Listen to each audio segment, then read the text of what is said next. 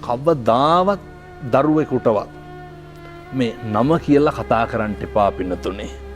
කතා කරන්න කටපුරා මගේ දුවේ මගේ පුතේ කියලා. මේක මේ ආදරයත් එක්ක කරන්න ඕනේ ගනුදෙනුව. මේ අලුත් පරම්පරාවට ආමන්ත්‍රණය කරන්න ඕන විදිය හරි වෙනස්. මේ අලුත් පරම්පරාව ඒවා වැළඳ ගන්න විදිහත් හරි වෙනස්.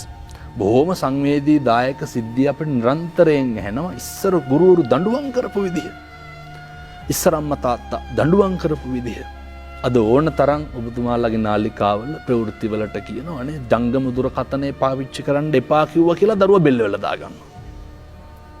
ඒ දරුවන්ට ඉස්සර විදියට ආමන්ත්‍රණය කරොත් එහෙම ඒක ලොකු ඛේදවාචකකින් තමයි ඉවර වෙන්නේ. මේ අලුත් පරම්පරාවට ආමන්ත්‍රණය කරන්න ඕන විදිහක් තියෙනවා. මම විශ්වාස කරන විදිහට ඒ විදිහ තමයි ආදරය විතරයි. දරුවෝ පුදුම විදිහට ආදරය වෙනවා. ඒ නිසා අපේ අම්මලා තාත්තලා මේක ගෙදරින් පටන් ගන්න.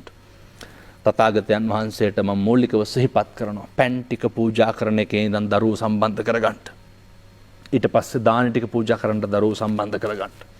අම්මයි තාත්තයි දරුවෝ ටිකයි හැන්දෑවි ගෙදර එකට බුදුන් වඳින්න. වෙන කිසිම දෙයක් කරන්න ඕනේ. ඔය ටික ගෙදර කරමුකෝ.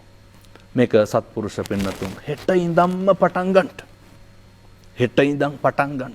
මේවා කරන්න පුළුවන් දේවල් මිසක් කරන්න බැරි දේවල් නෙමෙයි අපි නොකර හිටියට.